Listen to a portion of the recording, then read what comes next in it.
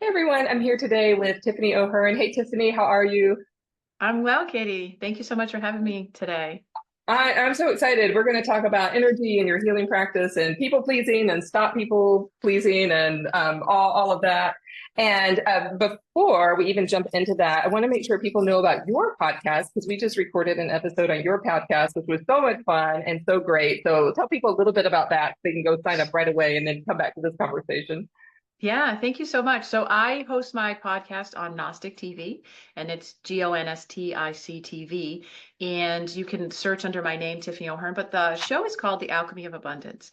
And it's where I invite on guests because abundance is such a broad, big, beautiful topic. And I think so often when we hear the word abundance, we think of money, right? Yeah. But there's so much abundance in our life right now where we stand, no matter what's happening. We all can vision and see the abundance around us. And so that's really the vision for the show. And, I love connecting with guests, especially, like yourself, and just having beautiful conversations where we get to connect, right, collectively with each other. I love it. And it's such a delicious name, The Alchemy of Abundance. And it's fun. So everyone go check that out. It's on Gnostic TV. And Tiffany's show on there is free. So you can watch it. Yeah. You can sign up, but you don't have to join the paid tiers there or anything. So tell us a little bit about what you do and how you help people in the world. So I am an energy healer and, I work with clients to kind of, we all have these internal programs and these traumas and wounds, right? And we often don't really know where they come from. And when we react to life or react to situations, these are like the precursors to really being curious as to what's underneath there. Because so much of our life, we want to point the fingers at other people. And Yeah. it's not where it is, right? It's this, it's within us. And so, a lot of times if let's say I react or a client, I say, that's the moment to get curious, right? And to Yeah. sit in non-judgment and say, what about that made me react in that way? Oh, it's from when I was a kid. I remember now my mom used to do this, right? And what that does is it allows us the ability to step into ourselves and be intentional. And so, you know, when we're doing energy healing practices, it's to remove these little programs. Like a lot of us are walking around feeling, well, I'm not seen or I'm not heard. And so to really kind of peel those layers back. And also what I find is when we do this, is that it's also in our ancestry, in our ancestral Oh, line, yeah. as well as our past life karma. And so we can take the wound of feeling unseen and we can take it from your current life, from your ancestral DNA and your past life karma and kind of roll it into one. And there's a couple different ways that we do that. One is through, you know, intention. I don't want to say that it's a prayer because some people get a little um, off when you say a prayer, but it really is just asking for these energies to kind of remove from our body, right? And I know it works because I've used it so much on myself. And then we also can use tapping, which is not, so there's Mm, the, EFT. It's not EFT, it's called thought okay. field therapy. So it's Ooh, okay. withholding these thoughts in your mind, right? And then I guide you through. And when I do healing practices with people, it's not my energy that I'm using, it's yours. And your energy is what's guiding. And I love so, that. Mhm. yeah, so I do muscle testing and things like that, right? Because, and if I show up having the same wound as you, I'm not able to help you. So it's also really important for me as a healer or a guide to be as clear as I can. And so I really devote myself to that, not only for myself, but for, the individuals that I haven't met yet.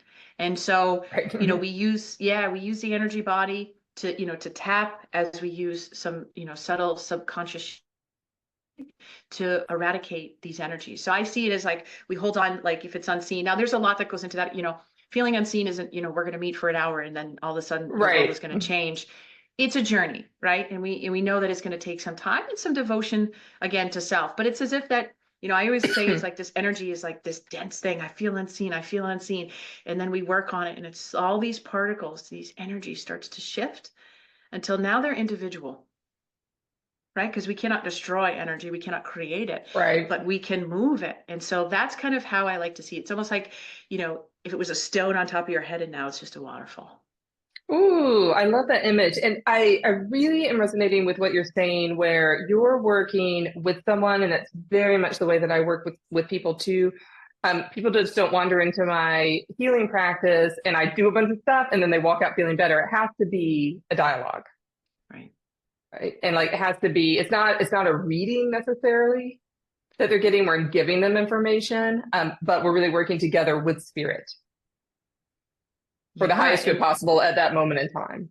Right. And then, there's the intuition that comes through. And of course, when we have two people thinking about the same thing, it exponentially increases our ability to access it, right? And I don't know about Ooh, you, yeah. but do you see, right, when you're helping somebody heal or guiding them, right? Because we're not necessarily the ones doing it, we're the Right. guides. But it's almost as if you're invited into their healing and vice versa, right? Where we both kind of receive. And so, when you have two people, that's why podcasts and everything, when you come together, right, you have two people focused on the same thing. So now you have an amplification of whatever it is that you're working on. And it really is a beautiful thing, I find. And it works so in the opposite direction too, right? If I get together with a friend, like I know the friends that I can call if I need a little like, can you believe that so and so did this and that this Yeah. happened? And they'll amp me up in that way. Usually it's just for fun and for 5 minutes. I don't do it these days for a long time. Right. But it works both ways. If we get a group of people who are going in a negative direction, that'll amplify. And then a group of people who are working in a positive direction for healing, that will also amplify. That is so important, I think, for us to really, because so much of our life around us is set to distract us and bring us away from ourselves, really, right? I mean, social Yeah. media is a prime example of it. But to be mindful of what we consume in all areas of our life is so impactful and empowering for us to say, oh, you know what, Katie, I'm actually not, I'm not going to do that with you right now, right? I'm going to look for the beauty and the grace all around. We do have that choice, and everything is a simple switch of perspective, right? We can say that you're right and I'm wrong. Well, if we can hold each other in a space and place of love, then we can dissolve the right and wrong and just leave room for experience. Do you have an example of that, even a made up example? Because I think a lot of us enter the world with really clear ideas of what's right or wrong. So like stealing is wrong and being not stealing is right. And of course there's some truth to that. We all know of people who steal just for kicks, but they're also probably stealing because of a deeper wound. And that's Yeah, exactly it. So when our right and wrong is based off of our experiences. And so right. I appreciate the question of an example, because I often go to this example. Let's just say, let's envision that we know this boy, because we can't be this boy, but let's envision we know this boy and he's 10, 11 years old. He's in an inner city, doesn't really have much guidance, and he's in a gang. And the gang members come up to him and say, listen, the only way for you to survive this is to take another life. How do we know? How can we stand and say what's right or wrong? We're not in that situation. Right. We haven't lived that life. And so, we can look and cut and condemn people, but truly they are coming from their own experience. And if we can eradicate this firm, like right and wrong, because it only serves to cause us conflict in our own life, instead of having that compassion piece. Because to me, the biggest invitation for compassion is to look at and hold somebody else in that space and place of love and say, I don't know anything about your experience. I don't know anything about it. We don't get to know. We think that we should know, but we don't actually get to know. And so let's say, in my favorite example of this too, is how ugly we can be in the car, Oh, right. right? And we Yeah. can condemn and vilify somebody for taking a left-hand turn because we wanted to take that left-hand turn. But it really invites that question as to why? Why am I seeing another human being as if they're doing something terrible to me? That person They could have a cake in their lap, right? They could have a newborn baby in the car. They could be late. They could just not be paying attention. But for us to sit and condemn, it says a little bit more about us in those moments, right? And what's going on internally for us. I have such an example of this. I lived in Chico, California during the Camp Fire, which at the time was one of the most devastating wildfires where yeah, like 84 people died in Northern California. And I was volunteering at the center that like became the city of paradise in Chico. It's like Social Security was there, mental health was there, and I was volunteering with the county mental health. And so, of course, there's a lot of everyone walking around is severely traumatized from the fire. And they're coming in, they're bringing their stories. Of course, I was at the mental health counter. And driving home from it one day, I got irrationally angry at the person in front of me who like turned improperly at a left-hand turn or something like the exact scenario you just said. I mean, I was furious at them. I was like, and then I thought, wait a minute, that's a really strong reaction to a minor car infraction. What's going on? And then I realized I was like, oh, this is a sign of secondary trauma. Mhm.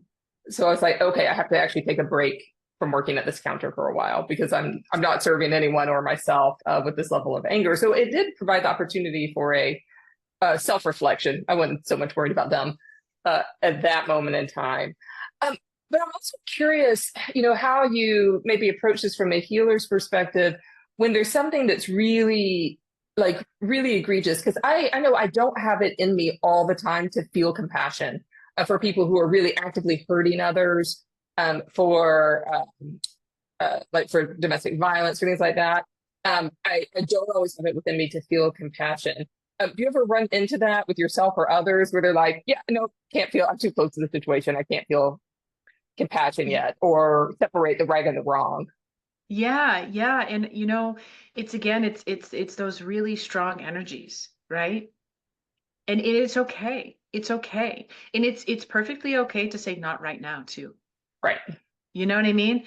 And that's that beautiful intentionality that we get to have, right? I mean, I was just even, you know, talking with a young person, and I was, expressing this, right? Where, maybe if we can try to have a little compassion, and they looked at me and said, "No, I can't do that right now." I said, "That's Yeah. okay.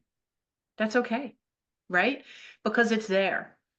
And so when we can bring down our energies from it through healing, through, the various modalities that we have access to in this great big world, and we can come back to ourselves, because it really is a call when I feel when things are happening, again to us, it's this invitation to come back to ourselves and to really spend some time there. And that's what we really don't do, is what I'm finding. And I say that with so much love for myself, because Right. what I thought was self-care and self-love, they were distractions. Like what? Like what was an example of what you used to think was self-care or self-love? Well, I'm gonna go work out, but I'm gonna work out because I'm gonna listen to something. And then I'm Oh, okay. also, right? So I'm not giving myself that time. I'm trying to, on one hand, give myself self-love and self-care, but the other that is these conditions with which I can do it, Okay. right? Instead of just saying, nope, this is me time right now, and shutting everything else off to it and really hearing your own thoughts, you know? I think sometimes the earbuds can be one of the most distracting things for us, and you hear people say it all the time. And there's no right or wrong, of course. There are times where it's great to listen to music on a walk. It's also really great to listen to ourselves on a walk Right. and to be connected with nature and to hear nature, to allow our nervous systems to come down. Because a lot of times when we say we can't have compassion, it's because our nervous systems, we're so frazzled. It's almost like a spirograph, those little things that we used to have when we were kids, Right. and they would make all those crazy designs. Like sometimes if you can look and say, no, that's how my nervous, like if you were to draw your nervous system Right. sometimes, right? Would it be these clear, definitive lines, or would it just be a spiral of ink and mesh and, And so it's really hard for us to invite compassion of any kind when where our nervous system is so engaged, through the various, and a lot of times what happens is we don't realize our nervous system is engaged until, you come home and you say, hey, what's for dinner? And then I explode. Right. Right. Yeah. It Right. really had nothing to do with that. And that's really hard for us to understand, because it's easy for us to stand in our, our righteous, again, because we don't know something different. Right. And this all comes from love, because I trust that when we do this, it's because we don't know anything different. Right. We're just Right. coming from our experience. And so again, when something really trivial and we hold on to it and say, well, it's the way that you talk to me. And then I think to myself, well, what happened before that? Because really, it wasn't about you asking for dinner. It was the, 700 other things Right. that Yes. kind of tacked on, like all these little traumas. It's like they just keep filling this little trauma cup that we have until it kind of explodes. And I can give a perfect example of this too, because a lot of times our traumas, we don't even know why we have them. Right. We don't even know Yeah. why we have them, right? I was afraid of wind for 41 years of my life. Afraid of wind. Couldn't explain it. I slept in the hall as a kid. I couldn't express this to my mom. It just felt, I don't even know. I just had to hide from it. And if it was windy, if I knew it was going to be windy, I would be overwrought. My nervous Please tell me system. you weren't in like Kansas or Chicago No, or somewhere like that. It was like windy all the yeah. time. No, I grew up here. I grew up here in New England. And so Okay. as an adult, I got a sound machine because, okay, well now, and I live all around trees. And when we saw this house, I was like, whoa, this is going to be tough. And through healing, I also discovered that this wasn't my wound in this life. Nothing, there isn't one thing that happened to me in this life that would cause the trauma with which so heavily, kept me afraid. Really, it's fear, right? But I never experienced anything like that. And I'd say, well, what about the wind? The blowing? Yeah. The trees falling down? Yeah, I guess. I couldn't explain it. And so I worked with this wound of mine, right? And about probably 3 weeks ago, I was in the woods and I do a fair amount of backpacking, and I was in between two trees. I was in my hammock, and we were on the mountain, and the wind is crazy in the mountains, right? And I hear this wind, and I'm laying there and I'm smiling from ear to ear because I was so at peace. And that's when I knew, okay, because we hold on to these Yeah. wounds. And so, for instance, right, if I knew it was going to be windy, my day would be, again, my nervous system would be so highly engaged that I would be Yeah. incredibly reactive to life instead of responding to it. And I say it with love because we all have these things, right? We might just be afraid of fire, but we can't explain it. We've never been burned. Why are we so afraid of fire? Knives, right? A lot of times these things come into our fields and we don't really understand it. And again, there's so many layers of these energies where if we can get still enough and quiet enough that we can hear. It's like I always say, we're always getting these little whispers of the soul. But if we're not still enough, we don't receive the messages. Right. Well, and I really appreciate the way that you're talking about this as a slow roll, right? Like being really gentle and patient with ourselves. Not that things can't happen suddenly and dramatically, but usually it's the slow erosion that most of us experience. And so I think there's a lot of people that put pressure on themselves too to, for instance, forgive, an atrocity right away. To go from, intense woundedness to like complete non-division and everything's fine right away. And especially those coming from a religious background, they're going to hear, well, Jesus says to forgive 70 times 7. And all of that's really wonderful and true. I have to say, Jesus didn't put a time limit on it, No, right? Jesus didn't say that has to happen right now. right, right. And again, in this world that we live in where it's like, okay, Amazon. Yep, okay, I'm gonna get this. Oh, it's gonna come today. Okay. Oh, in my healing, yes, I'll be healed by 5 p.m. tonight, Right. right? Yes. It's between 5 and 10, I'm definitely Right. healed. But we're on a journey and things will continuously come up, right?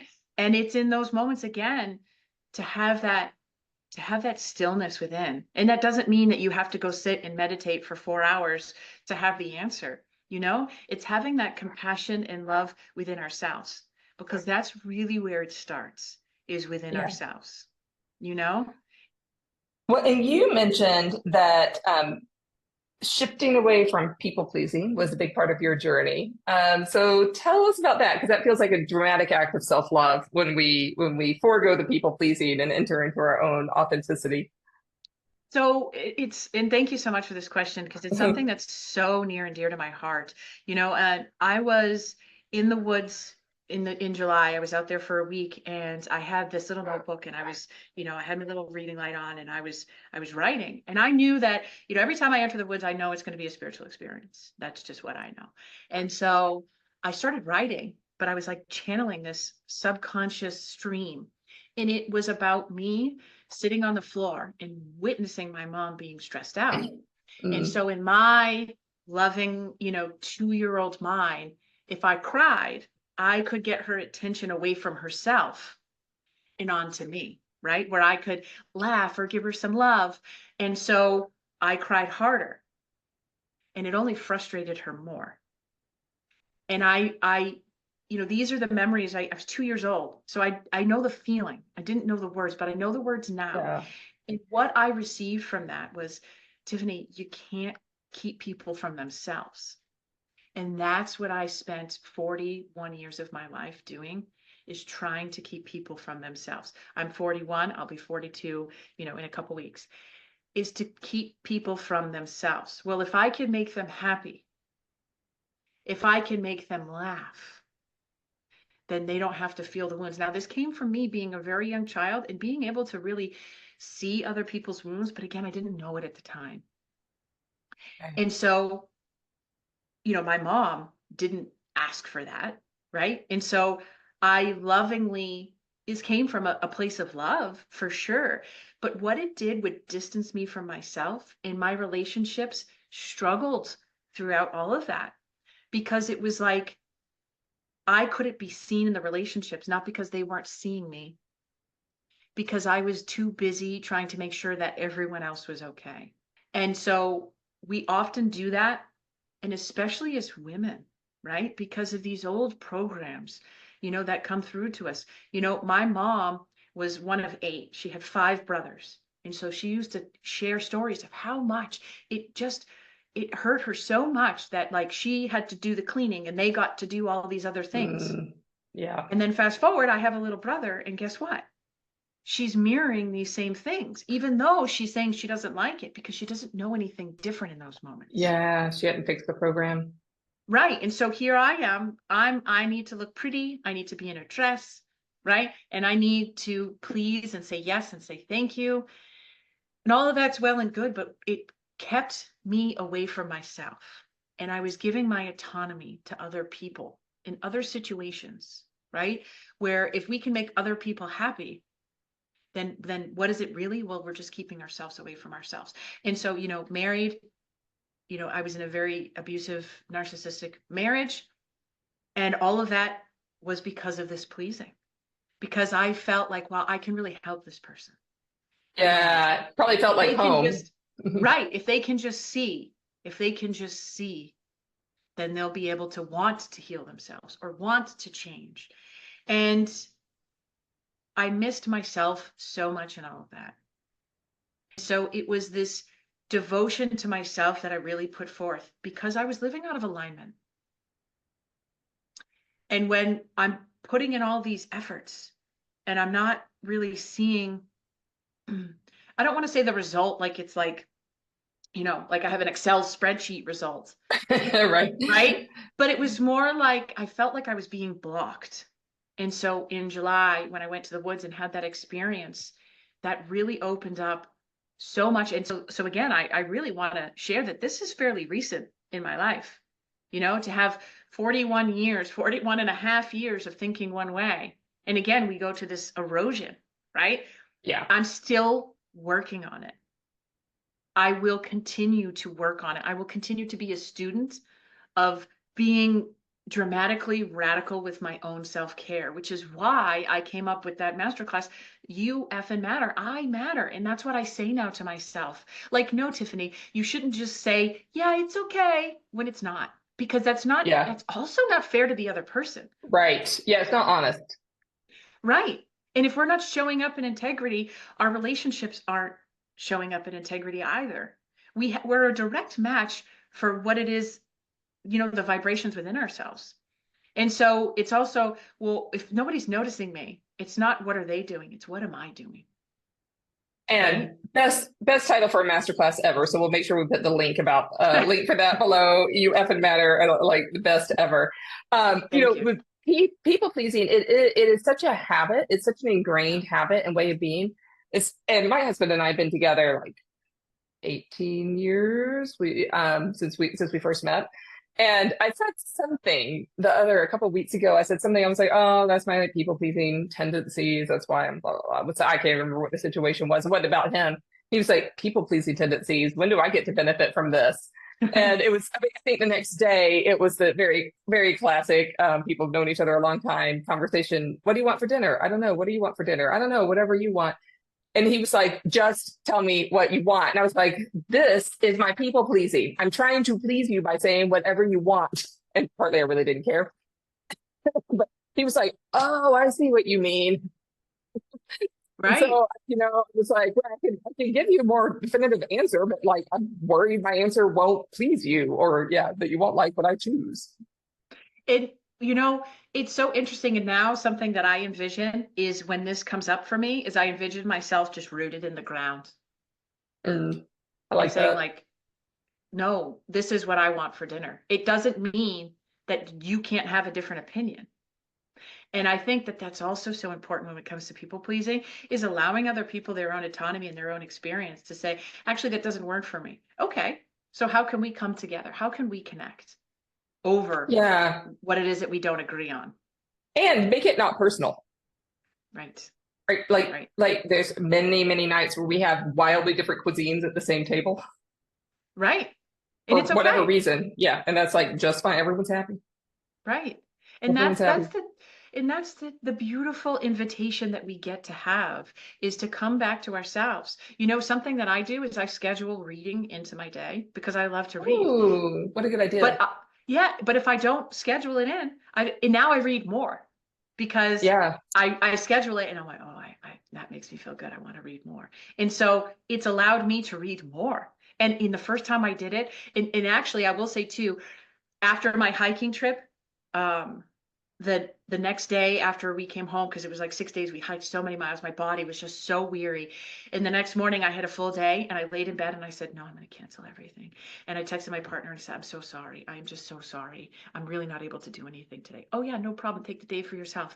Halfway through the day, I'm like, I'm so sorry that I'm not doing the laundry. This was me. I'm so sorry. Wait, why? It's okay to take time for yourself. I'm like, yeah, but is it?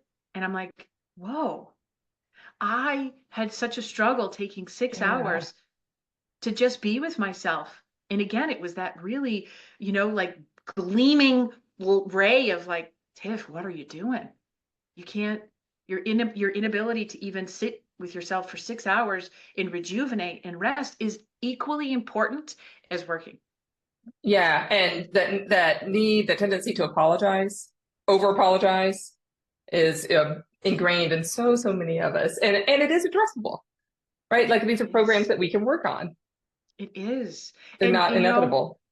right. And this is what I say, 1% better, Hmm. not 100. Let's just focus on 1%. So if there's one time today that there's an invitation for me to reflect back to myself, oh, wow. It's so empowering too. Find that one moment to invite that self-care, that one moment to invite that self-love or that compassion, right? I'm not saying all three, but we get to choose one way to come back to ourselves. So choose one, just one. And then tomorrow you might choose two because you've already done the one. I love it. So if someone comes into your field, into your office, I don't know if you work on Zoom or in person or both, like Both. what can they expect? What are the kind of modalities that you'd love to engage people with? And some of it sounds like your own specialty, which is also great. Yeah, you know, I use a fair amount of intuition and really just being intentional, you know, and I think that that's really key. And the interesting thing is, you know, one of the first things I always ask is, do you feel safe? Because if we don't feel safe, we're really not able to unravel anything. Safety Hmm. is so important. And if you're not feeling safe, that's okay. We can get your energies to come down really quickly, again, using the tapping, right? So that you feel peaceful in your body. And then we can begin. But it's always at the invitation of you. And I listen, right? Most of, you know, most of the session is listening for me because you're going to tell me all of your programs. Right. You know what I mean? Yeah. I got into a fight last night with my husband because he never listens. And I write down, he never listens. Mm. He just doesn't see me. He just doesn't see me. You know, we have all of these programs. It's also can be really enlightening to take out your voice recorder after a reactive episode of yours and record yourself without Mm. judgment and just allow it and play it back with love. And you will hear what your little programs are.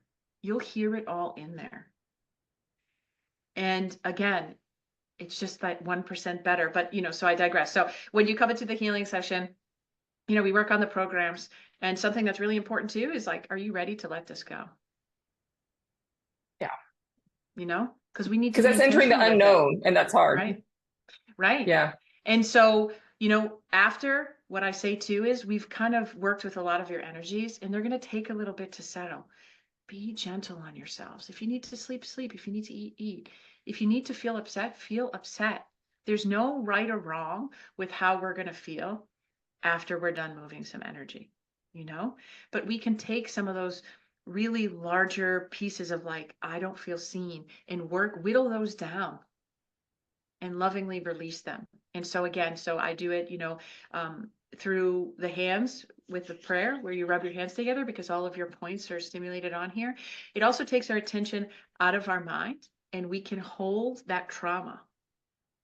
You know, we can really see it because it's thought field, like it's our thoughts, Mm. right? Okay. And so we can really hold that, you know? Like just last night, I was watching a movie and they had an axe, a pick, and they were digging into the dirt. And all of a sudden I was like, oh, my shin. And I couldn't watch it. Well, this Mm. morning I did a healing practice on that because it was a loving little whisper to me of something else I get to heal. Yeah. And I did. Cool. And now I think about it, it doesn't bother me anymore. And that's the beauty of it. You'll know that it works when you can review an episode or review a trauma and go, okay, Yeah, it's not charged anymore. it's not charged at all. It's not. Yeah. Right. I It's love it. balanced. So yeah, so anyone who wants to work on that reprogramming can definitely be in touch with you. Where can people find you, and where can people find your masterclass? Yeah, so I can be found in Massachusetts. I'm in Massachusetts. I do see people. I'm on the western part of the state. Outside of that, I'm on Instagram, Heart in Soul Healing, Heart in Soul, because you cannot heal your soul if your heart is not in it, as I see it. And I'm also on Facebook, Tiffany O'Hearn, and TikTok as well, Heart and Soul Healing. And my website is www.heartandsoulhealing. My Perfect. podcast can be found on Gnostic TV, and my masterclass will be up there as well on Gnostic TV. And so all Lovely. those, yeah, all those links will be, you know, and I really poured a lot into this masterclass because so much are walking around there, and we really need to remember that I matter, that you matter, right? Yeah. And sometimes we really need to be radical about it. But the other beautiful thing is we teach other people how we want to be treated moving forward. And that's a beautiful thing. I love it. Well, this is so awesome. Thanks for speaking to the community, and I can't wait. I can't wait to see what's coming next. I can't wait to look at the masterclass. I'm so excited about that. Yeah, thank you so much. And thank you so much for having me. And thank you all to the listeners. And, you know, be kind to yourself. We need more kindness in this world. Yeah. And if there's one thing you can do, just focus on that one thing. We don't have to do it all. We really don't. Oh, I love it. Yes, the 1%. Yeah. All right. Awesome. We'll talk to you next time.